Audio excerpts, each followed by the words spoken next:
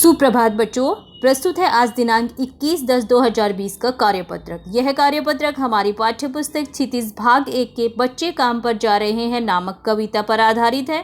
प्रस्तुत कविता में कवि ने बाल श्रम नामक सामाजिक विडंबना पर कुठाराघात किया है। तो आइए पढ़ते हैं आज का कार्यपत्रक। पिछले कार्यपत्रक संख्या 44 में हमने जाना कवि राजेश जोशी जी सोचते हैं कि बच्चों के पास अब कुछ नहीं बचा है, इसलिए ये सुबह सुबह काम पर जा रहे हैं। आइए अब पढ़ते हैं आगे। तो फिर बचा ही क्या है इस दुनिया में, कितना भयानक होता अगर ऐसा होता, कितना भयानक होता अगर ऐसा होता। कवि कह रहे हैं पंक्तियों में कि कितना भयानक होता अगर ऐसा होता। भयानक है लेकिन इससे भी ज़्यादा यह है कि सारी चीज़ें हसम मालूम पर दुनिया की हजारों सड़कों से गुजरते हुए बच्चे, बहुत छोटे छोटे बच्चे काम पर जा रहे हैं।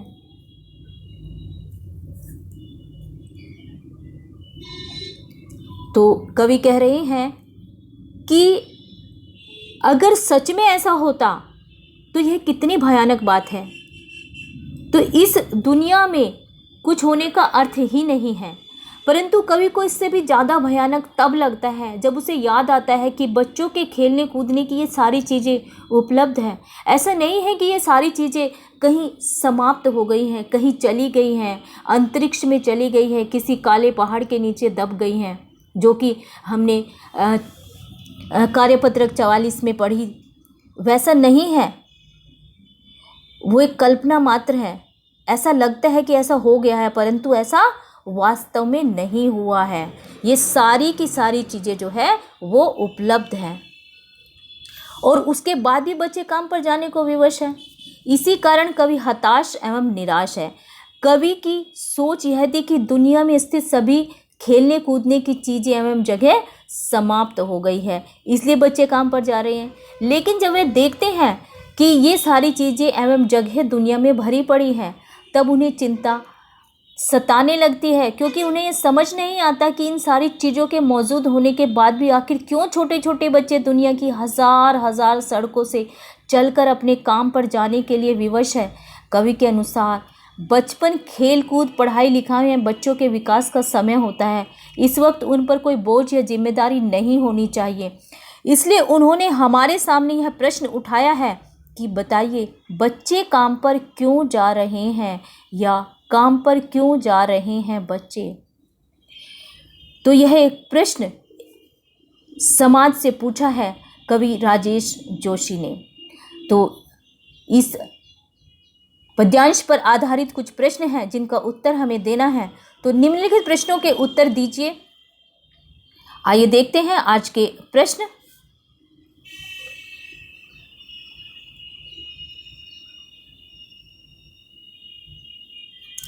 तो बच्चों आज के प्रश्न हैं,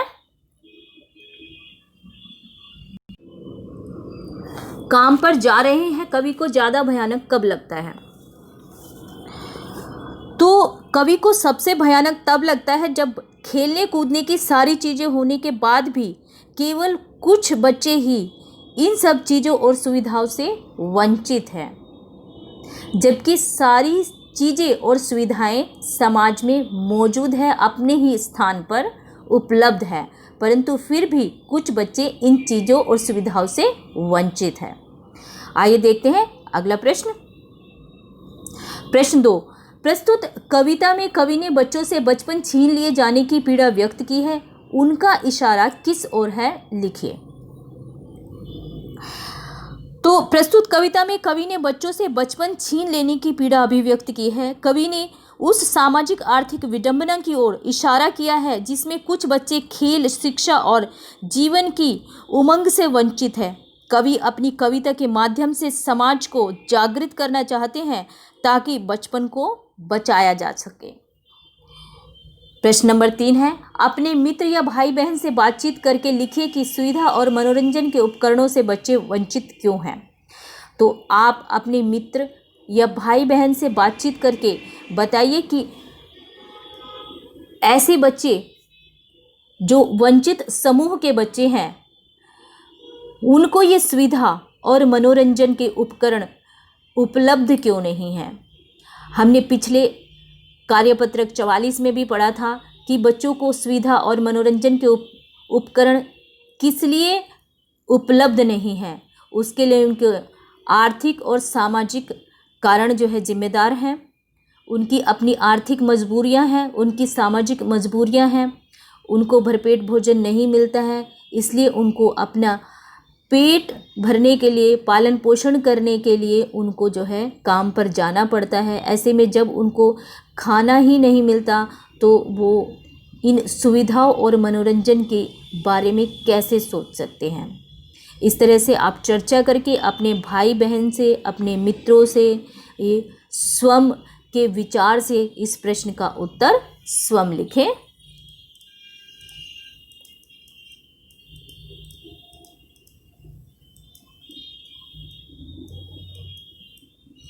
अगला प्रश्न देखते हैं।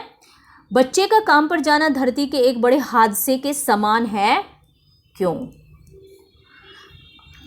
तो बच्चे इस देश का भविष्य होते हैं। यदि बच्चे पढ़ लिख नहीं पाते तब हमारे देश की आने वाली पीढ़ी भी पिछड़ी और अनपढ़ होगी।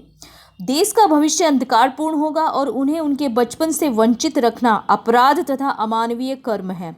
इसलिए बच्चों का काम पर जाना धरती के बड़े हादसे के समान है। आइए बच्चों पढ़ते हैं प्रश्न नंबर 5। यदि कोई व्यक्ति किसी बच्चे को काम पर रखता है तब उस व्यक्ति के खिलाफ क्या क्या कानूनी कार्रवाई हो सकती है। यहाँ पर हम कानूनी कार्रवाई की बात करते हैं, तो अपने मित्रों या माता पिता से चर्चा करके लिखें। तो यदि कोई व्यक्ति 14 वर्ष या उससे कम आयु वर्ग के बच्चों को काम पर रखता है तो उसे 6 महीने से 2 वर्ष तक की जेल का प्रावधान है और 20,000 से लेकर 50,000 तक का जुर्माना भी हो सकता है। आइए आगे बढ़ते हैं और देखते हैं कि आज कोविड-19 से संबंधित हमें क्या संदेश प्राप्त हुआ है। तो कोविड-19 से संबंधित हमें एक संदेश जो प्राप्त हुआ है वह है कि कोविड-19 के विरुद्ध लड़ाई में सुरक्षित रहने के लिए अपना मास्क पहने। तो जब भी आप बच्चों बाहर निकले तो मास्क अवश्य पहनकर निकले, क्योंकि कोविड-19 का अभी कोई वैक्सीन नहीं बना है, कोई उसके लिए दवाई उपलब्ध नहीं है। इसलिए आप को उससे बचाव के लिए सभी उन बातों को, उन नियमों को आपको फॉलो करना है जो आपको बताए गए हैं। आप उन नियमों का खुद भी पालन करें और अपने से जुड़े सभी सगे संबंधियों को उन नियमों का पालन करने के लिए प्रेरित करें। तो आज का कार्यपत्रक आशा है कि आपको समझ आ गया होगा। सभी बच्चे अपना ख्याल रखें और पढ़ते रहें।